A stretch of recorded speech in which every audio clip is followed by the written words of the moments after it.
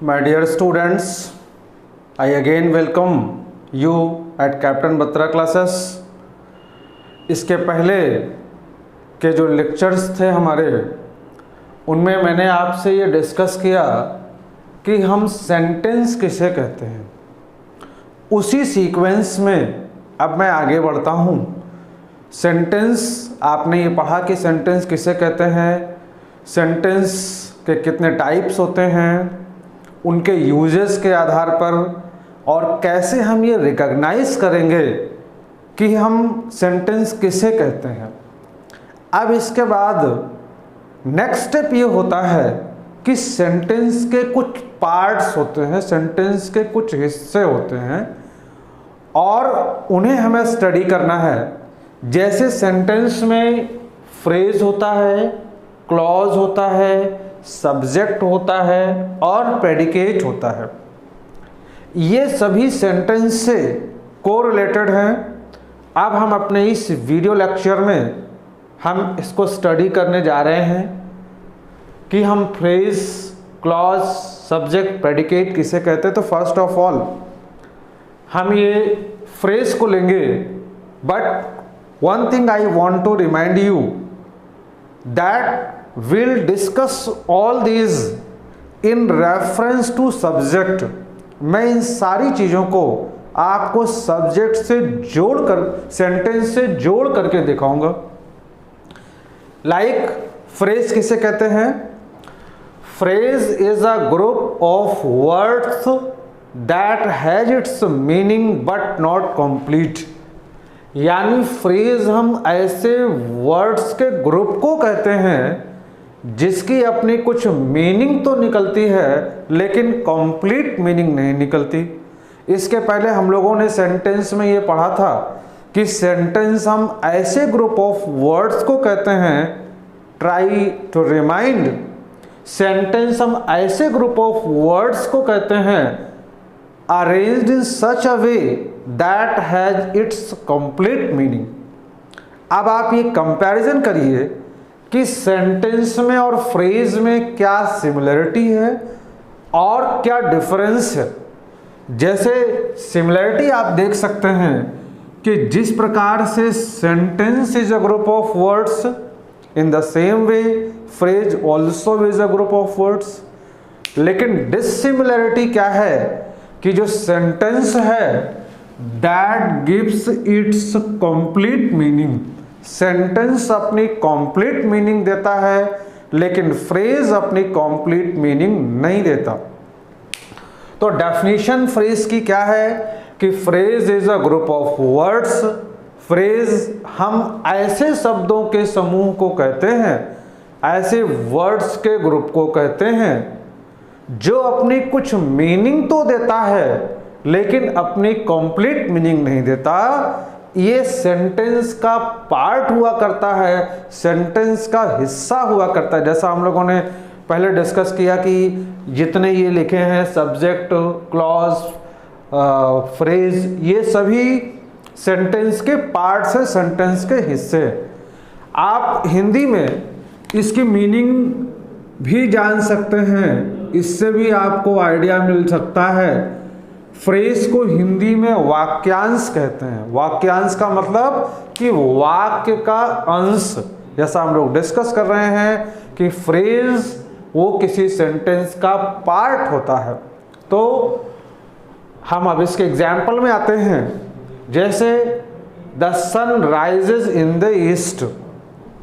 इस सेंटेंस में अगर आप देखें तो इसके टू पार्ट्स किए जा सकते हैं। एक है द सन राइजेज और दूसरा है कि इन द ईस्ट। अब आप देख सकते हो कि इसमें भी इधर भी 3 वर्ड्स हैं और इधर भी 3 वर्ड्स लिखे हैं। लेकिन ये जो 3 वर्ड्स लिखे हैं, अगर यहाँ पर फुल स्टॉप कर दिया जाए तो ये अपने आप में कंप्लीट सेंटेंस है। द सन राइजेज ये अपने आप में कंप्लीट सेंटेंस है। लेकिन अगर हम सिर्फ ये बोलें कि इन द ईस्ट, तो इन द ईस्ट कहने का मतलब है कि पूरब में। जब हम ऐसा बोलते हैं तो ये तो समझ में आता है कि हमें पूरब में, ईस्ट में देखना है। लेकिन ईस्ट में क्या हुआ, इसकी मीनिंग तब तक नहीं क्लियर होगी जब तक इसको हम द सनराइजेस के साथ जोड़ नहीं देते। जब हम ये कहते हैं कि the sunrises in the east, तो इसकी मीनिंग क्लियर होती है, क्योंकि ये इन द ईस्ट द सनराइजेस का पार्ट है। ये भी वर्ड्स का ग्रुप है, ये अपनी कुछ मीनिंग दे तो रहा है लेकिन ये अपनी कंप्लीट मीनिंग नहीं दे सकता, क्योंकि ये सेंटेंस का हिस्सा है। इस प्रकार से phrase is a group of words that has its meaning but not complete, जिसकी कुछ मीनिंग तो होती है लेकिन कंप्लीट मीनिंग नहीं होती। नेक्स्ट एग्जांपल है I went for a walk. I went for a walk को टू पार्ट्स में डिवाइड कर लेते हैं। आई वेंट में हमने फुल स्टॉप कर दिया और एक पार्ट है फॉर अ वॉक। अगर हम देखें तो आई वेंट ये अपने आप में कंप्लीट मीनिंग देता है, आई वेंट मैं गया, ये it gives it's complete meaning. लेकिन अगर हम सिर्फ ये बोले कि फॉर अ वॉक, तो ये अपनी कंप्लीट मीनिंग नहीं देता। तो जो फॉर अ वॉक लिखा है या ऊपर ये जो आपका इन द ईस्ट लिखा हुआ है, इसको आप फ्रेज कह सकते हैं। क्यों? क्योंकि ये सेंटेंस का पार्ट है, सेंटेंस का हिस्सा।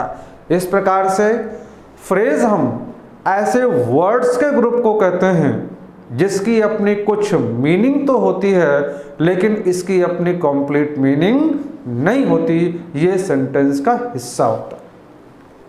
Now we come on the next point, that is clause. Phrase के बाद अब हम क्लॉज में आते हैं कि क्लॉज किसे कहते हैं।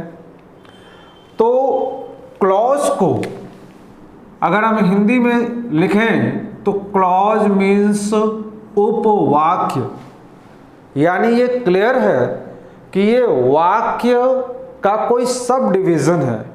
लेकिन ये इंग्लिश लैंग्वेज पर टोटली ये फिट नहीं है। ये हिंदी ट्रांसलेशन जरूर है, क्योंकि इंग्लिश लैंग्वेज में जितने सेंटेंसेस हम बोलते हैं, चाहे वो अपनी कंप्लीट मीनिंग दे या वो अपनी कंप्लीट मीनिंग ना दे, जितने भी सेंटेंसेस हम बोलते हैं, all the sentences are called clauses. सभी सेंटेंसेस को हम क्लॉजेस बोलते हैं। तो ये कहना कि क्लॉज का मतलब उपवाक्य है, जैसे अगर हम ये कहें कि आई वेंट फॉर अ वॉक, ये पूरा सेंटेंस एक क्लॉज है, तो ये उपवाक्य कैसे हो गया? तो this is not the correct thing कि हम इसका ट्रांसलेशन उपवाक्य करके समझें। इसको हम इसी प्रकार से समझें कि क्लॉज की डेफिनेशन इंग्लिश में है क्या। क्लॉज का मतलब ये है कि clause is a group of words. Clause हम ऐसे ग्रुप ऑफ वर्ड्स को कहते हैं, ऐसे शब्दों के समूह को कहते हैं, which has its separate subject and predicate, जिसका अपना अलग से सब्जेक्ट होता है और अलग से उसका अपना प्रेडिकेट होता है। फ्रेज से और इन दोनों में डिफरेंस ये है कि फ्रेज भी वर्ड्स का ग्रुप है और क्लॉज भी वर्ड्स का ग्रुप है, लेकिन क्लॉज का अपना सब्जेक्ट और प्रेडिकेट होता है, जबकि फ्रेज के साथ ये कंडीशन नहीं। तो इन दिस वे क्लॉज की डेफिनेशन ये है कि क्लॉज हम ऐसे वर्ड्स के ग्रुप को कहते हैं जिसका अपना अलग से सब्जेक्ट हो और प्रेडिकेट हो। तो अब हम एग्जाम्पल देखते हैं, जैसे आई वेंट फॉर अ वॉक, दूसरा है व्हेन द सन रोज। अब सच्चाई ये है कि ये दोनों ही सेंटेंसेस इंग्लिश लैंग्वेज में क्लॉज कहलाते हैं। दिस इज अ क्लॉज, और इधर ये जो लिखा हुआ है this is also a clause, ये दोनों ही क्लॉजेस हैं। तो अब ऐसी कंडीशन में आप ये कैसे कह सकते हो कि क्लॉज का मतलब उपवाक्य होता है? ये भी एक क्लॉज है, ये भी एक क्लॉज है। यहाँ पर तो ये बात ठीक है कि ये उपवाक्य हो गया, क्योंकि ये जो सेंटेंस है वो इस अपनी कंप्लीट मीनिंग के लिए इस पर डिपेंडेंट है। लेकिन ये तो डिपेंडेंट नहीं है, तो फिर ये क्या हो गया जबकि इंग्लिश लैंग्वेज में ये भी एक क्लॉज है। तो इन दिस वे क्लॉज हम ऐसे वर्ड्स के ग्रुप को कहते हैं जिसका अपना अलग से सब्जेक्ट होता है और प्रेडिकेट होता है। Like I went for a walk में जो आई है ये इसका सब्जेक्ट है, और वेंट फॉर अ वॉक जो लिखा हुआ है ये इस सेंटेंस में प्रेडिकेट है। ठीक ऐसे ही व्हेन द सन रोज में द सन ये इसका सब्जेक्ट है और रोज ये इसका प्रेडिकेट है। अब उपवाक्य के हिसाब से अगर आप समझें तो जब आप ये कहते हैं कि व्हेन द सन रोज, जब सन निकला, अगर किसी से आपने कहा कि व्हेन द सन रोज, जब सन निकला, तो आपसे पूछता है कि भाई जब सन निकला तो क्या हुआ। यानी ये जो आपका पार्ट लिखा है ये अपनी कंप्लीट मीनिंग नहीं दे रहा। जब आप इसको इसके साथ जोड़ देते हैं तो ये अपनी कंप्लीट मीनिंग देने लगता है। I went for a walk when the sun rose. लेकिन इंग्लिश लैंग्वेज में इसका बेसिस ये है कि ये अपनी कंप्लीट मीनिंग क्यों नहीं दे रहा है। इसका आधार उपवाक्य होना नहीं है, इसका आधार ये है कि ये एक प्रिंसिपल क्लॉज है और ये एक सबऑर्डिनेट क्लॉज है, लेकिन है ये दोनों क्लॉजेज ही।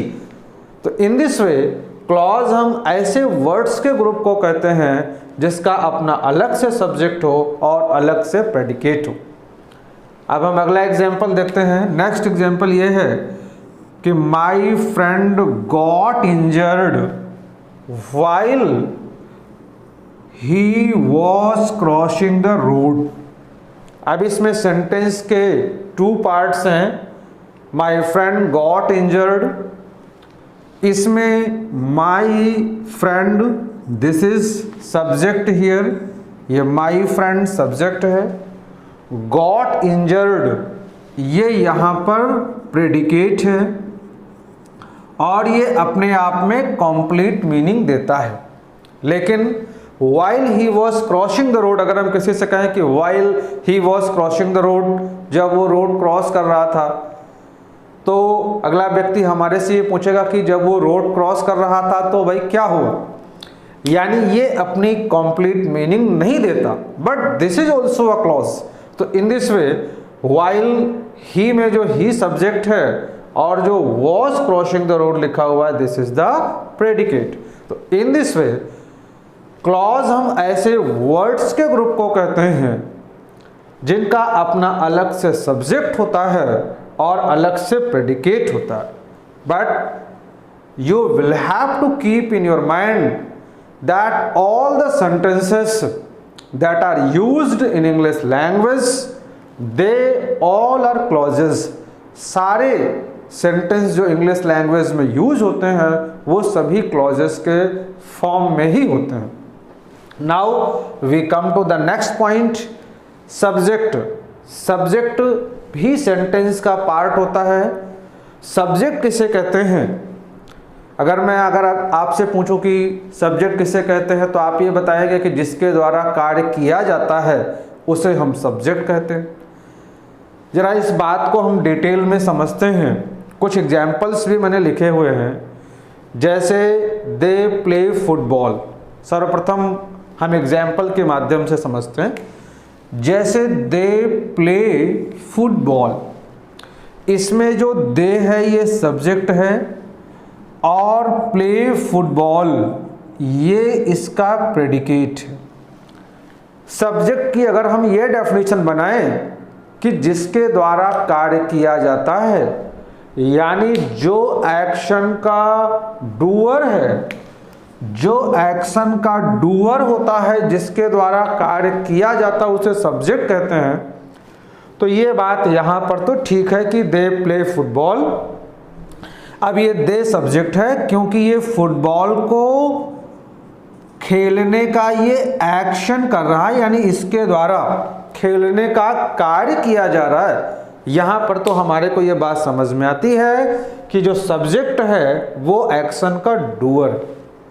लेकिन मैंने आगे दो और एग्जाम्पल्स लिखे हैं जहाँ पर ये डेफिनेशन फेल हो जाएगी कि सब्जेक्ट हम कर्ता, हम कार्य को करने वाले को कहते हैं। जैसे आई एम अमित, अब here I is subject, am is the verb and Amit is complement. अब इसमें जो आई है वो सब्जेक्ट है, लेकिन क्या आई के द्वारा कोई एक्शन, कोई कार्य किया जा रहा है? अगर आई के द्वारा कोई कार्य नहीं किया जा रहा है तो फिर ये सब्जेक्ट कैसे हुआ? मीन्स टू से सब्जेक्ट की यह डेफिनेशन गलत है, अपूर्ण है कि जिसके द्वारा कार्य किया जाएगा वही सब्जेक्ट है। सब्जेक्ट की डेफिनेशन आपके सामने लिखी है कि subject is the part of sentence. Subject हम सेंटेंस के उस पार्ट को कहते हैं, सेंटेंस के उस हिस्से को हम सब्जेक्ट कहते हैं। वी आर स्पीकिंग और टॉकिंग अबाउट, जिसके बारे में हम बात कर रहे होते हैं। अब इस डेफिनेशन को आप यहां पर रखें। जैसे they play football, they play football में हम फुटबॉल की बात नहीं कर रहे हैं, हम प्ले की बात नहीं कर रहे हैं, हम ये कह रहे हैं कि दे प्ले फुटबॉल, यानी वो फुटबॉल खेल रहे हैं। Here we are talking about they. Next example I am Amit में here we are talking about I. मैं अमित के रूप में इस संसार में एग्जिस्ट करता हूं, तो आई के एग्जिस्टेंस की बात हो रही है। आई के द्वारा यहाँ पर कोई एक्शन, कोई कार्य नहीं किया जा रहा है। इस प्रकार से ये ठीक नहीं है कि जो एक्शन का डूअर है उसे हम सब्जेक्ट कहते हैं। आई के बारे में बात हो रही है तो आई सब्जेक्ट हो गया। Next example is there was a king. एक राजा था। यहाँ पर तो किंग है भी नहीं और हम उसके बारे में बातें कर रहे हैं। अ किंग एग्जिस्टेड, एक राजा का अस्तित्व था। यहाँ पर हम उस राजा के होने के, उसके अस्तित्व के बारे में बातें कर रहे हैं। अगर हम ये कहें कि जिसके द्वारा कार्य किया जाएगा तो उसे सब्जेक्ट कहेंगे, तो इस हिसाब से या तो इस सेंटेंस में सब्जेक्ट है नहीं, और या फिर हमारी यह डेफिनेशन सही नहीं है। देयर वॉज अ किंग में here we are talking about king. यहाँ पर हम किंग के एग्जिस्टेंस के बारे में, उसके अस्तित्व, उसके होने के बारे में बात कर रहे हैं, और इस प्रकार से king is the subject. Okay, now तो इस प्रकार से सब्जेक्ट हम सेंटेंस के उस पार्ट को कहते हैं जिसके बारे में हम बात कर रहे होते हैं। Now we come to the next point, that is predicate. Predicate किसे कहते हैं? Predicate is the part of sentence. Predicate हम सेंटेंस के उस पार्ट को कहते हैं दैट टेल्स और असर्ट समथिंग अबाउट सब्जेक्ट, जो सब्जेक्ट के बारे में कुछ कहता हो या बतलाता हो। Like he came to meet her. इस सेंटेंस में ही सब्जेक्ट है और came to meet her this is the predicate. और came to meet her this gives you some information about he. In this way, this is the predicate. This tells something about subject. This is the predicate. In the same way, they earn to live happily. Here, they is the subject, and earn to live happily. This is the predicate. क्योंकि earn to live happily ये subject के बारे में कुछ कह रहा है कि वो खुशी पूर्वक जीने के लिए अर्न कर रहे हैं, तो this is the part that tells you something you about subject. तो इन दिस वे सब predicate is the part of sentence. Predicate हम सेंटेंस के उस पार्ट को कहते हैं जो हमें सब्जेक्ट के बारे में कुछ कहता है या बतलाता है। तो इस प्रकार से अपने पिछले लेक्चर को आगे बढ़ाते हुए, जिसमें पहले हमने सेंटेंस डिस्कस किया, उसके टाइप्स डिस्कस किए, उनके यूजेस डिस्कस किए, उससे आगे मैंने आपको सेंटेंस के जो पार्ट्स होते हैं उन्हें बताया कि फ्रेज किसे कहते हैं, क्लॉज किसे कहते हैं, सब्जेक्ट किसे कहते हैं और प्रेडिकेट किसे कहते हैं, कैसे आप इनको रिकॉग्नाइज करेंगे। These are the basic things, ये हमारे बेसिक कॉन्सेप्ट होते हैं जो हमें ग्रामर में एंटर करने से पहले हम इन चीज़ों को डिस्कस करते हैं। तो I hope that all of you will be benefited by this effort. Thank you, my dear students.